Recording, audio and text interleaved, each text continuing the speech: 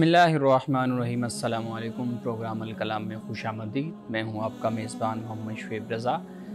नाज़रीन किराम, ये प्रोग्राम जो सिटी न्यूज़ नेटवर्क और इदारा फ़िक्र जदीद के इश्तराक से शुरू किया गया, इसके पहले हिस्सा में हम कुरान करीम की कुछ आयात को समझने की कोशिश करते हैं और दूसरे हिस्सा में अपने आहद के नुमाइंदा सियासी, समाजी, मजहबी मौज़ूआत पर पैदा होने वाले सवालात के जवाबात एक नए नुक्ता नज़र से जानने की कोशिश करते हैं।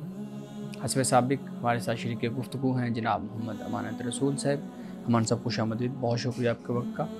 मेरी मुआवनत के लिए मौजूद है Ahmad Bilal. Thank you so much Bilal. नाज़रीन किराम, आपकी स्क्रीन पे हमारा व्हाट्सएप नंबर आ रहा होगा, आप अपने सवालात हमें भेज सकते हैं। हम इंशाअल्लाह आपके सवालात को ज़रूर एड्रेस करेंगे। अमान साहब, हम गुफ्तगू कर रहे थे सूरत अश-शुअरा, और सूरत अश-शुअरा में जैसे कुरैश को बताया जा रहा है, जैसे सिखाया जा रहा है, मुख्तलिफ़ अंबिया के जो किस्स हैं वो सुना के मुख्तसर। अब यहाँ पे हम बात कर रहे थे हज़रत सालेह अलैहिस्सलाम, कौम समूद का ज़िक्र चल रहा था। ग़ालिबन आयत नंबर 153 से हमने अपनी गुफ्तगू का आगाज़ करना है। अपनी गुफ्तगू शुरू कीजिए। बिस्मिल्लाहिर्रहमानिर्रहीम। मैं ये चाहता हूँ कि गुज़श्ता प्रोग्राम में जो हमने गुफ्तगू की तो उसको हम ज़रा जोड़ लें आज की गुफ्तगू के साथ, ताकि नाज़रीन को समझने में आसानी हो जाए। पहली बात यह है कि हज़रत सालेह अलैहिस्सलाम ने ये फरमाया था कि भाई मुसरिफ़ीन का जो मामला है ना, उसकी तुमने पैरवी नहीं करनी, उनके अम्र की। ठीक है। मुसरिफ़ीन से मुराद अगर हम समझें तो वो ये है कि जिनको मौका मिलता है कि वो बेहतर कारकर्दगी का मुज़ाहरा करें, वो उस मौके को ज़ाया करते हैं। अच्छा। यानी अपनी मनफी सोच के हाथों, जैसे मिसाल के तौर पर किसी को कोई मनसब ओहदा मिल गया तो वो बजाय इसके कि उस ओहदे के ज़रिए से खिदमत खल्क करे, वो अपने ओहदे को इस्तेमाल करता है अपने तकब्बुर के लिए, अपनी ताकत के और क़ुव्वत के इजहार के लिए। सही। तो ये यानी मुसरिफ़। अब इनके पास जो मौका है वो ये है कि पैगम्बर इनके पास मौजूद है, हज़रत सालेह अलैहिस्सलाम।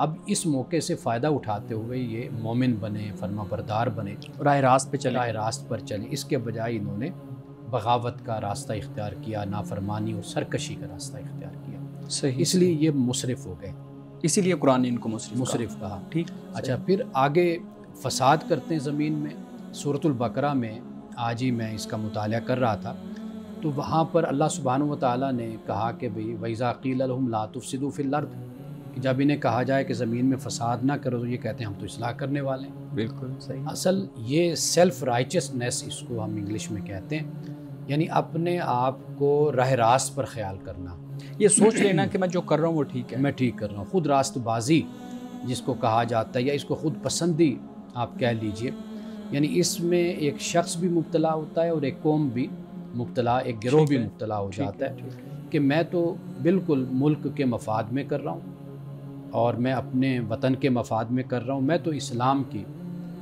में सरशार होकर इस्लाम के जज्बे में मैं इस्लाम की खिदमत कर रहा हूँ। सही। यानी ये इसको इस तरीके से जस्टिफाई करना।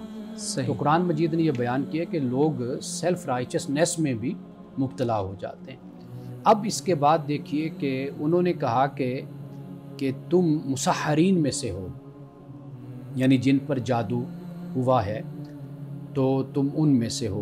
अब अल्लाह के जो पैगम्बर हैं, कुरान मजीद हमें बताता है कि उन पे मुख्तलिफ़ किस्म के इल्ज़ाम और तोहमतें लगाई गई। बिल्कुल बिल्कुल। मसलन कुरान बयान करता है शायर भी कहा गया। बिल्कुल सही है। काहिन भी कहा गया, मजनून का लफ्ज़ भी काहिन कहा गया। काहिन का मतलब है कि गैब की ख़बरें जो बताता है, लेकिन जिन्नों की तरफ मंसूब करके कहना कि भी ये कोई जिन है, कोई मनफी ताकतें हैं, जिसको हमारे यहाँ मुअक्कल का वो या मुस्तकबिल के बारे में बताना, यानी इस तरह काहिन भी खबरें देना। आप सही लफ्ज़ इस्तेमाल कर रहे हैं, जैसे यानी मुस्तकबिल के बारे में आमिल होते हैं, जादूगर होते हैं। जादूगर के लिए तो खैर अलहदा हमारे यहाँ इस तरह के लोग मिलते हैं। हाँ, साहिर का लफ्ज़ भी इस्तेमाल हुआ और मसहूर भी, मुसहर भी, ये पैगम्बर को, यहाँ तक कि अशर यानी बहुत ज़्यादा शरीर या कज़्ज़ाब, झूठा, ये भी कहा गया। हालांकि अब आप ख़ुद देखिए कि पैगम्बर जब ये कहता है ना कि बेशक मैं तुम्हारे लिए रसूल अमीन हूँ, ये उनको याद दहानी करवा रहा होता है कि देखो नबूवत के ऐलान से पहले तुम ही मुझे सादिक भी कहते थे, अमीन भी कहते थे, बिल्कुल, और तुम्हारे सामने मेरी सारी ज़िंदगी है, तुम ही गवाहियाँ देते थे। गवाही देते। तो अब जो मैं पैगाम अगर ये लाया हूँ, अल्लाह का रसूल बनकर आया हूँ, तो इसमें इसी बात ही को क़यास करो कि जो मेरा माजी था वो तुम्हारे सामने था, उसको पेश नज़र रख लो। ठीक है, सही तो है। फिर क्यों मतलब ये है कि ऐसी गलत बातें मेरी तरफ तुम मंसूब करते हो। और ये गालिबन सारे अंबिया को ही ये जो साहिर या मुसहर वाला मामला है, मेरे ख्याल में सारे अंबिया, हज़रत मूसा अलैहिस्सलाम को भी कहा गया, यानी यहाँ पर हज़रत सालेह अलैहिस्सलाम के लिए भी ये अल्फाज इस्तेमाल हुए। रसूलुल्लाह सल्लल्लाहु अलैहि वसल्लम के बारे में भी ये अल्फाज इस्तेमाल कुफ़ार मुशरिकीन ने किए। तो लिहाजा कुरान मजीद ये बताता है कि भाई ये क्या कहते हैं कि मुसहरीन में से है, मा अंत इल्ला बशरुम मिसलुना, कि नहीं तुम मगर हमारे जैसा बशर है, आम इंसान। हालांकि पैगम्बर इस बात का ऐलान करता है, कुल इन्नमा अना बशरुम मिसलुकुम यूहा इलैया, कि मैं तुम्हारे जैसा इंसान हूँ। मेरी जो इनफरादियत है वो ये है कि मेरी तरफ वही की जाती है। और ये बहुत बड़ी इनफरादियत है, लोग इसको समझते ही नहीं है। मतलब ये मसला ही हल हो जाता है कि जब पैगम्बर एक बात कह रहा है कि मैं बशर हूँ, लेकिन मुझ पे वही आती है, तो वो तफरीक आम लोगों से बिल्कुल हो जाती है। उनका ख्याल जो था पहले कुफ़ार व मुशरिकीन का, वो ये ख्याल होता था कि अगर ये रसूल है तो फिर कोई अनहोने काम ये सरअंजाम देगा, कोई ऐसी निशानियाँ इसके पास होंगी, हमारे मुतालबे पर यह हमें दिखाएगा। और जैसे हमने पहले भी इसका जिक्र किया कि भाई हम आपको आसमान की तरफ चढ़ता हुआ देखें, बिल्कुल, या कोई सीढ़ी लगी हो तो आप जा रहे हो, या ऊपर से कोई फरिश्ता आ रहा हो, या कोई किताब आप हमें ला कर दें, हमारे सामने हमें दें, और हमारी हर किसी की अपनी किताब हो, या फिर ये कि फिर भी हम ईमान नहीं लाएंगे कि हम खुद अपनी आँखों से सारा कुछ देखें, होता हुआ ना देखें, ये दावा। तो कुरान पाक ने क्या किया, हल कुन तो इल्ला बशर रसूला, कि मैं तो सिर्फ़ और सिर्फ बशर रसूल हूँ, इंसान हूँ और रसूल अल्लाह ने मुझे बनाकर भेजा है। तो बाकी इस तरह की जो बातें तुम कर रहे हो, तो ये तो मेरी न नबूवत की दलील है न रिसालत का ये सबूत है। तो रिसालत का सबूत क्या है, वो ये है कि अल्लाह ने मुझे अहकाम दिए हैं, अल्लाह ने मुझे किताब दी है, उसको पढ़ कर देख लो, तो अल्लाह की तरफ से वो मुझे अता किया गया। मान साहब यही वाली एक सवाल मैं पूछना चाहूँगा। आपने एक टर्म इस्तेमाल की है, ख़ुद को राह रास्त पर समझना। तो जो इंसान ख़ुद को राह रास्त पर समझ रहा है और हकीकत में वो राह रास्त पर नहीं है, तो इसका मतलब उसको तो फिर हिदायत मिल ही नहीं सकती। जो राह रास्त पर ख़ुद को ऑलरेडी समझ रहा है लेकिन नहीं है, तो वो हिदायत की तरफ जाएगा ही नहीं। तो फिर ऐसा इंसान कैसे जन्नत को पा सकता है? बुनियादी बात जो है ना वो ये है कि एक क्राइटेरिया हमारे पास मौजूद है। अल्लाह ने हर इंसान को अकल दी है, हर इंसान को हिदायत दी है, सब कुछ दिया है ना। अब वो ये परखे इसको 2 और 2 4 की तरह बुराई है।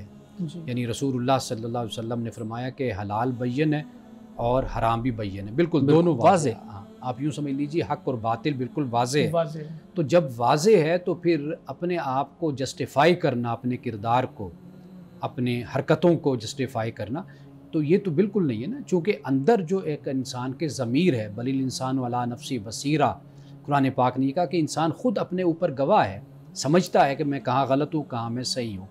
तो लिहाजा जब सब कुछ वाज़े है तो फिर सरकशी की बुनियाद पर या तासुब की बुनियाद पर एक बुराई के साथ जुड़े रहना, एक गलत बात के साथ, और फिर उस पर राइचसनेस का भी, सेल्फ राइचसनेस का भी रवैया इख्तियार करना, तो ये जो मामला होता है ये दर हकीकत इंसान को फिर गुमराह करता है। कुरान पाक ने ऐसे लोगों के लिए कहा कि इनके दिलों पर अल्लाह ने मोहर लगा दी, इनके दिल पर, समात पर और इनकी बसारत पर। वो इसी वजह से अफराइत मन इत्तखज़ इलाहु हवाहु, क्या तूने देखा उस शख्स को जिसने अपनी ख्वाहिश को माबूद बना लिया। आगे फरमाया ख़तमा अला समी व क़ल्बी व जअल अला बसरी ग़िशावा। फिर आगे ये फरमाया अल्लाह ताला ने कि अल्लाह ने इनके आँखों पर और दिल पर अल्लाह ने मोहर लगा दी, दिल और समात पर और आँखों पर पर्दे डाल दिए। अब ये जो असल चीज़ है ना, ये वो बात है जिसे कुरान पाक बयान करता है कि सेल्फ राइचसनेस जो है ये इसको एक तरफ रख कर हक़ और बातिल का खुदा का दिया हुआ जो मेयार है उसको इंसान इख्तियार करे, तो फिर वो हकीकत तक पहुँचेगा और फिर जन्नत में जाएगा। सही सही। अमान साहब हम बात कर रहे थे आयत नंबर 154, जी, मा अंता इल्ला बशर। अब ये जो मामला है उस पर आपने बात की कि तमाम अंबिया के बारे में भी जो उनकी अक़वाम थी वो ये चाहती थी कि कोई मा फ़ौक़ुल फ़ितरत इस तरह की चीज़ हो कि हम देखें और सब हैरान रह जाएं, और वो ऐसा काम कोई हो ही ना, कोई फ़रिश्ता हो या आसमान की तरफ कोई जा रहा हो, कोई आ रहा हो। इस तरह से हमारे यहाँ भी ये वाला मामला कहीं ना कहीं किसी हद तक मिलता है कि बशर और बशर ना होना, बशर होना, इस चीज़ को मौजूद बहस बनाया जाता है। और इसकी बुनियाद पे आपको पता है हमारे यहाँ पूरे जलसे होते थे, कॉन्फ्रेंसेस होती थी और इन चीज़ों को प्रूव किया जाता था, मुनाजरे होते थे, बशर है या नहीं है, नूर हैं, बशर हैं। ये जो सारी बहस है, आप इसको किस तनाजुर में देखते हैं? देखिए, मैं ये समझता हूँ कि ये फ़िरका वारियत से ये सारी बहस पैदा होती है।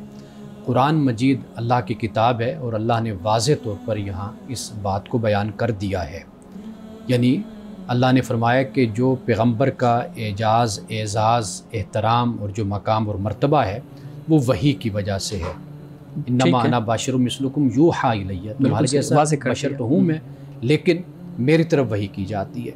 यानी ये नहीं अल्लाह ने कहा कि भाई नूर भी हूँ मैं, ये कहा कि भाई आप ये कह दीजिए कि मैं तुम्हारे जैसा बशर हूँ, मेरी तरफ वही। यानी कि अरबों खरबों इंसानों में से अल्लाह ताला चंद लोगों को मुंतखब फरमाता है। यानी एक हदीस के मुताबिक ज़्यादा से ज़्यादा 1,24,000 कमोबेश पैगंबर, इतनी बड़ी, यानी कितनी बड़ी ये तादाद बनती है। एक हदीस के मुताबिक लोगों में से, अरबों खरबों इंसानों में से इतनी से तादाद बनती है। तो लिहाजा सबसे बड़ा एज़ाज़ एक बशर के लिए, इंसान के लिए ये है कि अल्लाह सुब्हानहू व तआला उसे अपनी रिसालत के लिए चुन लेता है। ये सबसे बड़ा एज़ाज़ है। लेकिन बदकिस्मती ये है कि जब फ़िरका वारियत में इंसान जाता है तो वहाँ पर फिर जो पैगंबर को के मकाम और मर्तबा को देखने का जो अंदाज़ होता है वो फ़िरके में बिल्कुल मुख्तलिफ अंदाज़ हो जाता है। वो फिर ये होता है कि दूसरे के साथ एक मुकाबले की फ़ज़ा होती है, मुनाजरे की फ़ज़ा होती है, उसकी रोशनी में फिर चीज़ों को तय किया जाता है। नहीं, कुरान मजीद में अल्लाह सुब्हानहू व तआला ने रसूलुल्लाह सल्लल्लाहु अलैहि वसल्लम को नूर भी कहा, कुरान को भी नूर कहा। अल्लाह नूरुस्समावाति वल अर्द, अल्लाह ख़ुद भी नूर, कुरान पाक ने इसको बयान किया। इसी तरह जो जन्नत है वो भी नूर है, वो जो मंज़ल और मकसूद है उसको भी कुरान पाक ने नूर कहा। तो नूर, मिसाल के तौर पर मैं कल ही एक जगह कुरान मजीद में पढ़ रहा था कि जो जा रहे होंगे, गालिबन सूरतुल हदीद में इसको बयान किया है कि जो ईमान वाले होंगे यसा नूरुहुम, के नूर उनके साथ दौड़ रहा होगा, उनके आगे और उनके दाएं। अब ये नूर क्या है? ये दर हकीकत ऐसे है कि जैसे काफिर है, क़यामत के दिन उसका कोई सहारा नहीं होगा, कोई रोशनी नहीं होगी, कोई नूर उसके साथ नहीं होगा, क्योंकि अमाल अच्छे नहीं होंगे, ईमान नहीं होगा उनका। ईमान वालों को वहाँ पर भी एक सहूलत और एक सहारा मौजूद होगा कि एक नूर उनके साथ होगा जो उनकी हिम्मत का बाइस बनेगा, उनके हौसले का बाइस बनेगा, उनके लिए सुकून का बाइस बनेगा। तो लिहाजा कुरान मजीद में जब हम नूर को पढ़ते हैं तो वो बिल्कुल ही मुख्तलिफ माना में और मुख्तलिफ मफ़हूम में इस्तेमाल होता है। लेकिन जब आप उसको एक मसलक और फ़िरके के नुक्ता नज़र से देखेंगे तो वहाँ पर आपको बिल्कुल उसका माना और मफ़हूम बिल्कुल दूसरा नज़र आता है। फ़िरके और मसलक के नुक्ता नज़र से कैसे हम देखेंगे? ये एक इल्मी और एकेडमिक्स की डिबेट है ये, तो इसको हम फ़िरके और मसलक के अंदर कैसे डिवाइड करेंगे, तकसीम करेंगे? देखिए, ये पहले ही मसलक और फ़िरके में ये तकसीम इसी बुनियाद पर है ना, यानी जो अबहास हमारे यहाँ मौजूद हैं वो मिसाल के तौर पर हाज़िर और नाज़िर की बहस है, इल्म गैब की बहस है, इसी तरह नूर व बशर की बहस है, और इसी तरह रसूलुल्लाह सल्लल्लाहु अलैहि वसल्लम 40 साल से पहले भी नबी थे या नहीं थे। अब ये वो अबहास है कि जो उलमा के दरमियान शुरू हुई, फिर उस पर पूरी पूरी दीवारें खड़ी कर दी गई और फ़िरके वजूद में आ गए, मकातिब वजूद में आ गए। तो अर्ज़ करने का मकसद ये है कि जब हम कुरान में इन तमाम मसाइल को देखते हैं तो ये बिल्कुल एक, कुरान तो बिल्कुल दूसरे एंगल से बात करता है। अल्लाह ताला जो बयान फरमाता है उन अबहास का और उन मसाइल का तो कुरान में कोई वजूद ही हमें नहीं मिलता। कुरान मजीद ने सिंपल और सादा बात की है। पैगंबर नूर इसलिए कि कुरान इस्लाम नूर है, रोशनी है, हिदायत है, ठीक है, लोगों को रूहानी तौर पर इस माना में इस्तेमाल हुआ। तो हम चले गए कि भाई पैगंबर जिस्मानी तौर पर नूर हैं या बशर हैं, और फिर हमारे यहाँ इस पर बड़ी अबहास और बड़े मुनाजरे वजूद में आ गए। तो अर्ज़ करने का मकसद ये कि अगर कुरान के साथ हमारा तमस्सुक रहे, कुरान के साथ हमारा ताल्लुक़ रहे, तो बहुत सी बहसें कुरान मजीद बहुत आसानी के साथ हल कर देता है। सर, एक और सवाल है, मैं चाहूँगा आप उस पर रोशनी डालिएगा। जो वही है वो बेसिकली अल्लाह ताला की तरफ से पैगंबर के लिए एक पैगाम है, लेकिन वो पैगंबर जिन्होंने मौजज़ात भी दिखाए हैं और फिर मौजज़ात दिखाने के बाद ये कहा जा रहा है कि मैं मतलब बशर हूँ सिर्फ तुम्हारी तरह, लेकिन मेरी तरफ वही की जाती है, यानी अल्लाह का पैगाम आता है, तो फिर ये तो तज़ाद नहीं है कि वो मोजज़ात भी दिखा रहे हैं, वो काम कर रहे हैं जो एक आम इंसान नहीं कर रहा, और फिर ये भी कहा जा रहा है कि मैं तुम्हारी तरह एक बशर हूँ। और दूसरी बात ये कि फिर जो लोग देख रहे हैं वो और क्या देखना चाहते हैं कि उसके बाद भी वो कहते हैं कि हमें पैगंबर में कोई ऐसी अनहोनी चीज़ चाहिए जो मतलब देखिए, पहली बात ये है कि जहाँ जहाँ तकाज़े किए गए हैं ना, मुतालबात किए गए हैं, वो मुतालबात ईमान लाने के लिए नहीं किए गए जी। ये बात जहन में रखिए। वो मुतालबात सिर्फ परख के लिए, इम्तिहान लेने के लिए, आज़माने के लिए, या वक्त गुजारने के लिए, या इनकार, मज़ीद उलझाव पैदा करने के लिए, मज़ीद उलझाव, कन्फ्यूजन पैदा करने के लिए, वो इस मकसद के लिए कुफार और मुशरिकीन मुतालबात करते थे। यानी इस मकसद के लिए नहीं था कि भाई ईमान लाना है उन्होंने। यानी अगर पैगंबर कोई मौजज़ा दिखा भी दे उनके कहने पे, फिर भी आप देख लिए कि बहुत से लोग ईमान नहीं मान रहे। हज़रत मूसा अलैहिस्सलाम ने दिखाया नहीं है, फ़िरौन ने कहा कि भाई तुम दिखाओ। हज़रत मूसा अलैहिस्सलाम ने उसी वक्त 2 मौजज़े तो दिखा दिए थे फ़िरौन को, यद बैज़ा का और रस्सी का सांप बनना। फिर उसके बाद उसने कहा जी अब लश्कर को लोगों को इकट्ठा करके यौम ईद पर फिर दिखाओ। तो सारे लोगों को इकट्ठा किया गया, आपने फिर भी दिखा दिया। लेकिन देखिए फ़िरौन और उसके दरबारी और जो उसके साथ थे वो ईमान नहीं लाए। जो जादूगर थे वो ईमान ले उन पे हकीकत वाज़ेह हो गई। मतलब ये है कि इनका तकाज़ा, कुरैश को आप देख लें, आप बाकी अंबिया अलैहिस्सलाम के जो ज़माने के लोग थे उनको देख लीजिए, उनका तकाज़ा तो सिर्फ ये था, मुतालबा था, दिखाओ भाई हमें, ताकि फिर उसके बाद कोई बहस छेड़ें, फिर कोई हम बीच में से कोई अपना कोई ऐब ने नऊज़ बिल्लाह निकालें, कोई फिर हुज्जतबाजी शुरू कर दें। तो उनका मकसद ये था। बाकी ये कि ये याद रखिए कि जो मौजज़ा है वो अल्लाह की मशीयत और अल्लाह की हिकमत से पैगंबर दिखाता है। पैगंबर के इख्तियार में मौजज़ा नहीं है। जब रब चाहता है तो उसके हाथ से मौजज़ा अल्लाह दिखा देता है। और आखिरी बात, माज़रत, वो ये कि पैगंबर कभी ये नहीं कि चौक में बैठा है, मजलिस में बैठा, हर जगह बैठा, आओ भाई मैं तुम्हें आज मौजज़े दिखाता हूँ और सुबह शाम मौजज़े दिखा रहा हूँ, ये नहीं हुआ। इसलिए कि जो अल्लाह की किताब है वो सफिशेंट है, किफ़ायत करती है।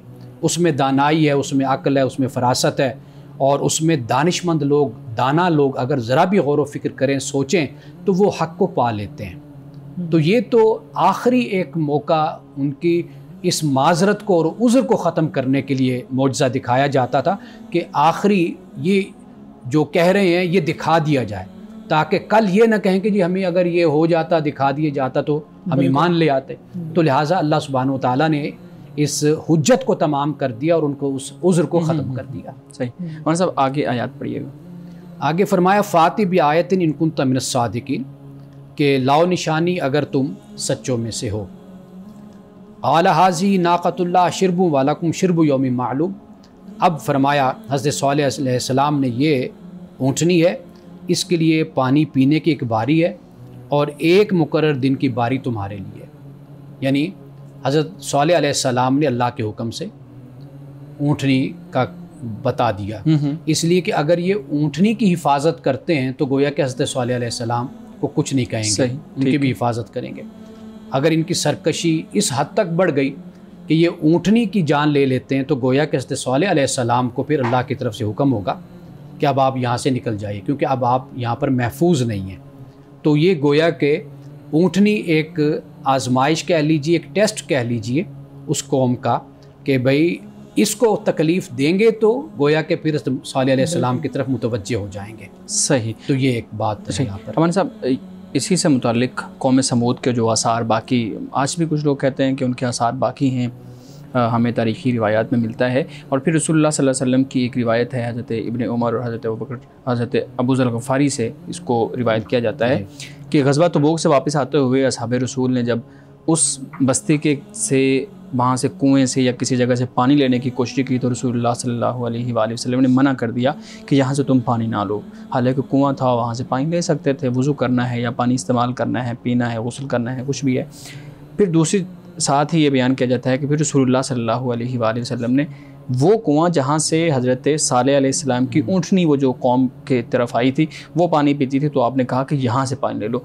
अब एक कुएं से रोक दिया पानी लेने से और साथ ही एक कुएं से कह दिया कि यहाँ से पानी ले लो, इसकी क्या रीज़न है? पानी का तो, पानी में तो कोई असर नहीं होता ना पिछली अक़वाम का। देखिए, उस ज़मीन पर खुदा का अज़ाब आया है। आज भी अगर वहाँ से आपका गुज़र हो, आप देखें, और जो लोग जाते हैं या पहले आज से आप कह लीजिए कि 40 साल 50 साल पहले जो वहाँ पर सूरत हाल थी, वो अब भी वहाँ पर दहशत खौफ महसूस होता है उस अज़ाब की वजह से, उस मकाम पर आज भी।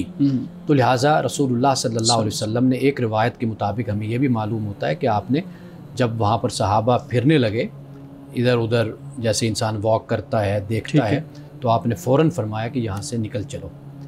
तो लेकर सहाबा को आप वहाँ से निकल गए कि ये कोई तफरीह का मकाम नहीं है, यहाँ से इबरत हासिल करो, सही इबरत हासिल करने के लिए। तो लिहाजा अगर ये रिवायत में जो आपने बयान किया है, तो एक जगह एक मकाम वो है कि जहाँ पर हज़रत सल्लल्लाहु अलैहि वसल्लम की ऊँटनी ने पानी पिया, जी, वो अज़ाब से महफूज रहा, या वो ऊँटनी की जगह थी उसने पानी पिया। दूसरी जगह जो है वो उसमें अज़ाब शामिल हुआ, ठीक है, या वो नाफरमानों के लिए था वो मकाम।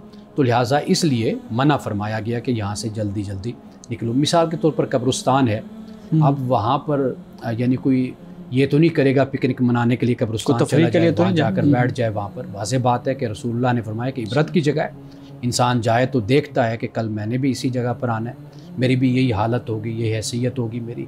और आप देखिए कि कभी बारिश होती है, कब्र फटती है, आप देखिए कि अंदर इंसान की क्या हालत होती है, हड्डियाँ मिलती हैं। तो ये जो चीज़ें होती हैं तो इबरत के लिए है ना। इसी तरह इन मकामात पर तो कहीं ज़्यादा इबरत है कि जहाँ पे खुदा का अज़ाब उतरा।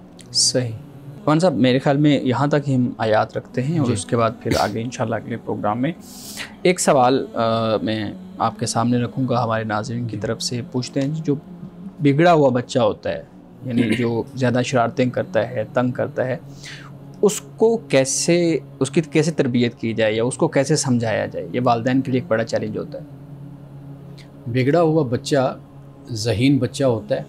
अच्छा, हम ये समझते हैं कि जो शरारती है तो उसको हम किस तरीके से निपटें और किस तरीके से उसको दुरुस्त करें। उसको फिर बिगड़ा हुआ क्यों कहते हैं? हाँ, बिगड़ा हुआ हम इसलिए उसको कहते हैं कि चूँकि हमारी उम्मीदों पर पूरा नहीं उतर रहा होता वो। अच्छा, जो वालिदैन उम्मीद लगाते हैं उस पर पूरा नहीं उतर रहा, उस पर पूरा नहीं उतर रहा होता, वो बच्चा ज़्यादा सताता है। तो ये सिर्फ वालिदैन तक मामला नहीं, हमने असातिज़ा को भी देखा है कि जो बच्चा क्लास में शरारती होता है, ज़्यादा सवालात करता है, ज़्यादा तंग करता है, तो उस्ताद उसको फिर दूसरे तरीके से खामोश करवाने की कोशिश करता है। तो मैं ज़ाती तौर पे समझता हूँ कि इन बच्चों के साथ इनकी नफ्सियात के मुताबिक सलूक किया जाए। जो उस्ताद, जो वालिद या वालिदैन ऐसे बच्चों के साथ सख्ती करते हैं, मारपीट करते हैं, डांटते हैं, मैं समझता हूँ कि उनको ज़रूरत है कि उनकी ट्रेनिंग हो, अच्छा, उनकी तरबियत हो। वो किसी साइकोलॉजिस्ट के पास जाएं और इस मसले का हल पूछें कि किस तरीके से हम ऐसे बच्चे के साथ मामला करें। तो मेरा ज़ाती ख़्याल ये है कि ऐसे बच्चे ज़हीन होते हैं, समझदार होते हैं, इनको थोड़ा सा आप अगर अच्छा माहौल दे दें, दोस्ताना माहौल दे दें, और ये आपके साथ खुश हो जाएं, मुतमईन हो जाएं, कन्विंस हो जाएं, तो ये इतना अच्छा रिज़ल्ट देते हैं कि जो शायद अगर आप इनके साथ सख्ती करते और मनफी अंदाज में आप इनको समझाते तो कभी भी ये रिज़ल्ट और ये नतीजा न देते। आखिरी बात मैं इस हवाले से ये अर्ज़ करूँगा कि हम बड़े होकर संजीदा हो जाते हैं। बिल्कुल, जैसे जैसे इंसान समझदार होता जाता है, संजीदा हम हो जाते हैं। बचपन जब होता है ना, बचपन सबका ऐसा ही होता है। तो लिहाजा जो बचपन में है ना, उसको उसका बचपन एंजॉय करने दें, ठीक है, उसको अपनी तरह न बनाने की कोशिश करें। कि आप 40 साल 30 साल 50 साल के हैं, तो अब आप चाहते हैं कि बच्चा जो शरारतें कर रहा है या तंग करता है या बिगड़ा हुआ बच्चा है, तो वो उसको अब आप स्नप करके, शटअप कह के उसको आप बिठा दें, या उसको 2 थप्पड़ लगा कर बिठा दें, खामोशी के साथ वो सोफ़े पे बैठ जाए। तो ये ना करें आप काम। अच्छा, उसकी सलाहियत को अब दूसरी जगह पर इस्तेमाल करें। यानी वो बच्चा क्या चाहता है, उछल कूद करता है ना घर में, भाग दौड़ करेगा, आप उसको कोई गेम ला कर दे दें, उसको मसरूफ़ कर दें। बहुत कुछ ऐसे है, मिसाल के तौर पर कलरिंग करते हैं बच्चे, आप वो ला कर दे दें कि भाई इसको इसमें रंग भरो, बैठ कर कलर करो इसको। इस तरह की कई गेमें अब तो मैं सोशल मीडिया पर देखता हूँ कि छोटे छोटे बच्चों को उन्होंने ऐसी ऐसी गेमें दे रखी होती हैं। मिसाल के तौर पर एक लाइन है, इसमें भाई एक कलर के सारे बिस्किट जो होते हैं वो इकट्ठे कर दो, लगा दो, इधर एक रंग, इधर एक रंग, एक इधर। वो बच्चा बैठा वो ज़हन लगाता रहता है, काम करता है। पजल भी एक गेम होती है उसमें। मतलब कहने का ये है कि हम वालिदैन असल में अपना जहन नहीं लड़ाना चाहते, सोचना नहीं चाहते, मेहनत नहीं करना चाहते। हमारे लिए आसान रास्ता उस्ताद के पास, वालिदैन के पास यही होता है कि बांध कर बिठा दो, ज़बरदस्ती। ये तरीका ठीक नहीं है। सही सही जी बिल्ला सर, मैं ये पूछना चाहता हूँ, जिन लोगों को पैगंबर मौजज़ात दिखाते रहे जी। और वो उसके बावजूद ईमान नहीं लाए, यानी हक और बातिल वाज़े था 2 और 2 4 की तरह, इस पर क़यास करते हुए हम ये कह सकते हैं कि आज जो एथीस्ट मुनाजरे करते हैं और उनके सामने भी हक और बातिल वाज़े है जैसे आपने बताया, लेकिन वो अपनी हट दर्मी और ज़िद की वजह से ईमान नहीं लाते, या वाकई में वो रिसर्च करना चाह रहे होते हैं और उनकी रिसर्च कामयाब नहीं होती है? क्या इसमें फ़र्क है? अच्छा, असल में हम क़यास गलत कर बैठते हैं। वो पैगंबर हैं रसूलुल्लाह सल्लल्लाहु अलैहि वसल्लम, या जितने भी हम जिक्र कर रहे हैं, हज़रत सॉलेह अलैहिस्सलाम का, हज़रत हूद का, इन सब का हमने जिक्र किया है, वो अल्लाह के पैगंबर हैं भेजे हुए, ठीक है ना। उनके पास किताब है, वही उतरती है, वहाँ पर सूरत हाल ऐसी ही है कि पैगाम दिया और उन पर हक वाज़े हुआ, उनको सब कुछ पता चल गया, लेकिन उसके बावजूद भी वो इनकारी रहे, सरकश रहे। ये एक अलहदा बात है। एक है कि हमारे ज़माने का हमारा मामला है दावत का, तबलीग का, ये हमारी ज़िम्मेदारी है कि हम दूसरे तक ये बात पहुंचा दें। दूसरा, अगर गैर जानिबदारी के साथ, इम्पार्शल होकर और बग़ैर तासुब के और बग़ैर वाबस्तगी के और इस तकसीम के, अगर वो हक़ पर गौर करे, सच्चाई पर गौर करे, तो वो ज़रूर उस सच्चाई को कबूल करता है, हक़ तक पहुँचता है। अगर वो अपनी वाबस्तगी, अपना तासुब, अपनी गिरोहबंदी अगर इनके साथ जुड़ा रहता है, तो वो कभी भी हक़ को हासिल नहीं कर पाता। बाकी दिलों के हाल से अल्लाह वाकिफ़ है, यानी हम नहीं जानते कि वो किस कैफियत में है। तो लिहाजा इस तरह के फतवा से या इस तरह के राय देने से मैं तो परहेज़ करता हूँ। बाकी ये है कि दुआ करते हैं सबके लिए, अल्लाह ताला सबको हिदायत अता फरमाए। एक छोटा सा सवाल पूछना चाहूँगा, इसका फिर बेहतरीन हल क्या है? क्योंकि आजकल फ़ेसबुक पे ख़ास तौर पे मुनाजरे बहुत आम हो गए हैं, जहाँ पे एक तरफ कोई मजहबी शख्स बैठा है, कोई आलिम दीन बैठा है, और दूसरी तरफ एथीस्ट बैठा है। तो फिर वो नौजवान भी देख रहे होते हैं और जाहिर है कई नौजवान एथीस्ट की तरफ कायल हो जाते हैं, कई उनकी तरफ। तो इसका फिर बेहतरीन हल क्या है? बेहतरीन इसका हल ये है कि मुनाजरे से परहेज़ किया जाए, मुकालमा जो हमेशा से आप कहते आ रहे हैं, मुकालमा हो, दोस्ताना अंदाज हो बात करने का।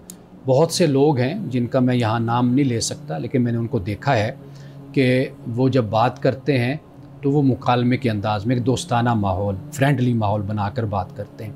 जब आप पोजीशन लेकर बैठ जाते हैं ना, उससे आप एक दूसरे से दूर होते हैं, नतीजा कोई नहीं निकलता। यानी आप ये चाहते हैं कि दूसरे को नेकी नसीब हो, हक नसीब हो, सच पे आ जाए वो, तो वो कभी भी ज़िदबाजी के साथ नहीं होता। मुनाजरा लाजवाब करता है, कन्विंस नहीं करता, दूसरे को कायल नहीं करता। मुनाजरा खामोश करवा देता है दूसरे को। लेकिन ये भी एक महारत होती है, यानी इल्म मुनाजरा है ना। आपको मिसाल के तौर पर आप इल्म कलाम के माहिर हैं जी, तो मुमकिन है आप जीत जाएं। अगर आप इल्म कलाम के माहिर नहीं हैं, मुमकिन है आप हार जाएं। हालांकि आप सच्चे भी होंगे, लेकिन उसके बावजूद आप हार जाएंगे। तो लिहाजा ये कोई मेयार नहीं बनता। असल चीज़ ये है कि आप बैठें, डायलॉग है, गुफ्तगू है, एक अच्छे माहौल में एक दूसरे के साथ गुफ्तगू करें। बाकी अल्लाह से दुआ करें, अल्लाह ताला उसको हिदायत अता फरमाए। सर, किसी भी शख्स पर कोई मुसीबत या परेशानी आती है, ये मुसीबत या परेशानी क्या अल्लाह की तरफ से उसके बुरे अमाल का नतीजा है या फिर कोई इम्तिहान होता है? वो ख़ुद शख्स अपने आमाल पर, अपने किरदार पर गौर व फिक्र कर ले, देख ले। यानी अगर उसको अपनी बद आमालियाँ नज़र आती हैं कि मैं इस नतीजे तक पहुँचा हूँ, तो मैं इस वजह से पहुँचा हूँ, तो वाज़ेह बात है कि उसके लिए ये सज़ा है। फिर अगर वो ये देखता है कि ज़िंदगी मैंने बड़ी परहेज़ से गुजारी या इस तरीके से गुजारी कि ये बीमारी मुझे लायक नहीं होनी चाहिए थी, जो मुझे लायक हो गई है, तो ये अल्लाह की तरफ से मेरे लिए एक आजमाइश है, इम्तिहान में। तो मैं इंशाअल्लाह इसमें भी सब्र और इस्तिकामत के साथ चलूँगा। सही। अमान साहब, ये बताइएगा, लोहे महफूज क्या है? ये कहा जाता है कि शादी है इंसान की, इंसान का फौत होना है, यानी उसकी मौत है, उसका रिज़्क है, बीमारी है, शिफा है, ये सारा कुछ लोहे महफूज पे अल्लाह ताला ने लिख दिया हुआ है। अगर ये, पहले तो ये बताइएगा कि ये है क्या, फिर ये बताइएगा कि ये लिखा होने से क्या मुराद है, और अगर लिख दिया गया है तो फिर अब इंसान का क्या इख्तियार है? पहली बात तो ये कि अगर आप इस पे चंद हवाले कोट करते तो फिर मैं बात करता और मेरे लिए आसानी हो जाती।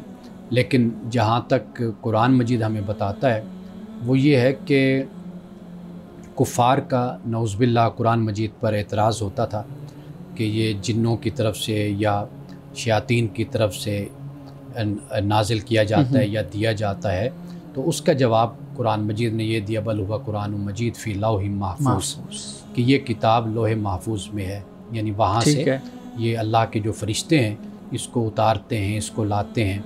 तो ये असल उनके इस एतराज़ का और इस इल्ज़ाम का और तोहमत का ये जवाब दिया गया है कि भाई ये कहीं ऐसा नहीं है कि भाई कोई सुनगुन कर लेते हैं जिन और ये ले आते हैं, शयातीन ले आते हैं और फिर देते हैं, ज़मीन पर लाते हैं, तो ऐसा बिल्कुल इसमें नहीं है।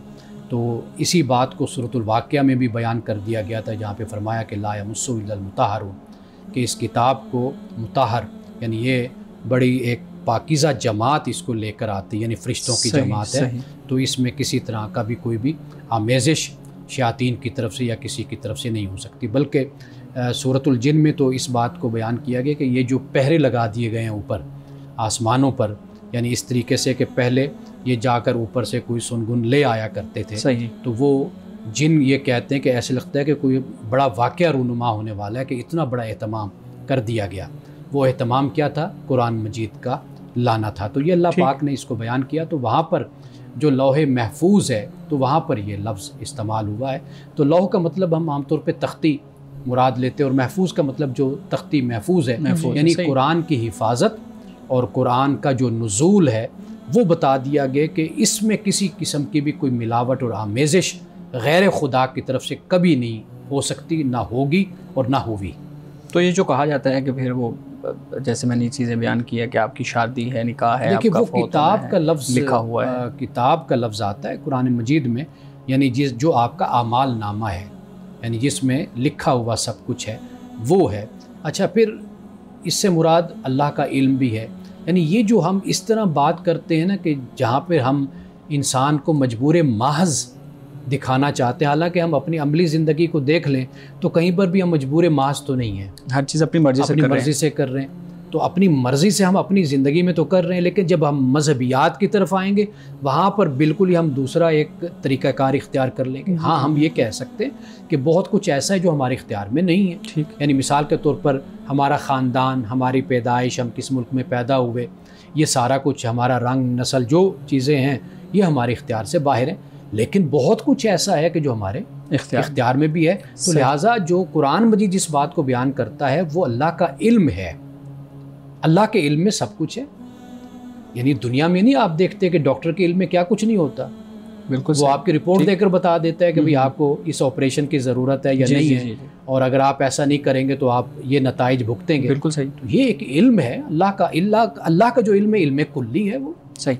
अच्छा, आपने बयान किया कि पहले जिन कहीं से जाकर सुध-बुध ले आते थे आसमान से, और हम जब बचपन में थे तो हम ये सुनते थे, और अभी भी ये चीज़ें बयान की जाती हैं कि जो शैतान हैं ये जाते हैं आसमान से ख़बरें लेने के लिए, सुनने के लिए कि फ़रिश्ते आपस में क्या बात कर रहे हैं, और फिर जब फ़रिश्तों को पता चलता है कि कोई शैतान नीचे है तो वो उसको फिर साकिब उसको मारते हैं। तो कुरान मजीद ने इसको बयान किया।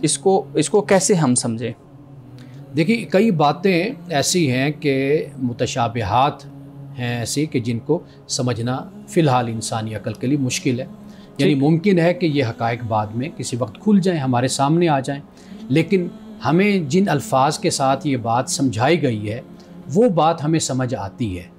यानी अल्लाह सुब्हानहू व तआला ने कुरान मजीद में जहाँ इस बात को बयान किया है, वहाँ जैसे मैंने आपको बताया कि मकसूद सिर्फ़ इस बात को बयान करना है कि कुरान मुकम्मल महफूज है, इस पर किसी किस्म का कोई हर्फ नहीं आ सकता। कुरान पाक का ये दावा है कि तुम ऐसा यानी अपने शुहदा को सबको इकट्ठा कर मिला लो, फिर इस तरह की किताब लाने की कोशिश करो। फरमाया कि तुम ला भी नहीं सकोगे। तो ये दरहकीकत उनके जो एतराज़ात थे उनका कुरान पाक ने बड़ा अच्छे तरीके से जवाब दिया है। सही, ठीक। जी बिलाल।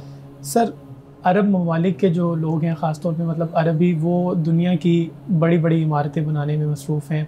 इवन जो दुनिया की सबसे ऊंची इमारत है वो भी मुत्तहिदा अरब अमारात में है।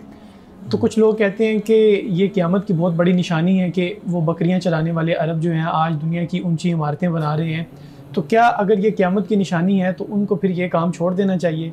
अगर वो छोड़ देंगे तो क्या फिर क़यामत डिले हो जाएगी? मतलब ये इस तरह के सवालात किए जाते हैं, आप इस पर क्या राय रखते हैं? पहली बात ये है कि ये क़यामत की अलामात हैं जी, ठीक है, ये जहन में रखना चाहिए। हम ये समझ लेते हैं भाई क़यामत आने वाली है या क़यामत आ गई है तो ये वाक़यात हो रहे हैं। अब जब अल्लाह अलामात क़यामत यानी रसूलुल्लाह सल्लल्लाहु अलैहि वसल्लम ने हदीस जिब्रील में जब हज़रत जिब्रील अलैहिस्सलाम ने सवाल किया तो उस पर आपने ये जवाब दिया था। ठीक है, तो अलामात क़यामत एक तो अल्लाह ताला का जो ज़माना है यानी दिन है वो कई सालों पर मुहित है, कई 100 सालों पर, इंसान उसका तसव्वुर नहीं कर सकता। 50,000 साल का भी हिस्सा कुरान मजीद में आता है। तो लिहाजा एक तो ये बात जहन में रखनी चाहिए कि जब अलामात क़यामत हो, इससे मुराद ये नहीं कि बस अभी आ गई, कल बिल्डिंग बन गई है तो अभी आ गई, ये अल्लाह के हाँ ये अल्लाह के इल्म में है कि कब क़यामत ने आना है। कुरान मजीद ने 5 बातें जो बयान की हैं सूरत लुक़मान में आखिर में जाकर, वो भी यानी अल्लाह ने ये बताया है कि जिस तरह ये वाक़यात तुम्हारी ज़िंदगी में रूनुमा होते हैं, क़यामत भी इसी तरह किसी वक्त आ जाएगी। अच्छा, अब आपके इस सवाल की तरफ आते हैं। इसमें दर हकीकत जो एक बहुत बड़ा इनकलाब दुनिया में रूनुमा होने वाला था, रसूलुल्लाह सल्लल्लाहु अलैहि वसल्लम ने उसकी तरफ इशारा किया।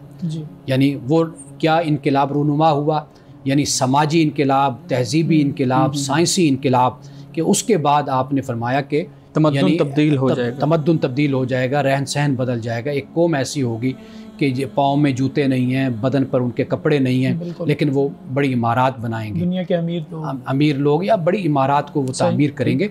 तो लिहाजा ये इशारा इस बात की तरफ हो जाता है, यानी क़यामत की अलामात में से भी एक अलामत हो गई और दुनिया में जो इनकलाबात आने हैं उनके इनकलाबात में से भी एक इनकलाब ये आपने बयान किया है। सही। माना साहब हदीस मुबारक बयान कीजिएगा। हज़रत अमर बिन अबसा बयान करते हैं कि रसूलुल्लाह सल्लल्लाहु अलैहि वसल्लम से मैंने अर्ज़ की, या रसूलुल्लाह सल्लल्लाहु अलैहि वसल्लम मल इस्लाम, इस्लाम क्या है? आपने फरमाया तीबुल कलाम व इतामुत ताआम, फरमाया कि अच्छी गुफ्तगू, अच्छा कलाम और खाना खिलाना, फरमाया कि ये इस्लाम है। ये 2 बातें रसूलुल्लाह सल्लल्लाहु अलैहि वसल्लम ने बयान फरमाई, यानी कि आप जब भी गुफ्तगू करें अच्छी गुफ्तगू करें, फ़ोहश से अपने आप को बचाएं, बेहयाई से, बुरी बातों से अपने आप को महफूज रखें, बड़ों का अदब करें, छोटों से शफ़क़त से पेश आएँ, आपका अंदाज़ गुफ्तगू इतना प्यारा हो कि जो दिल मोह लेने वाला हो।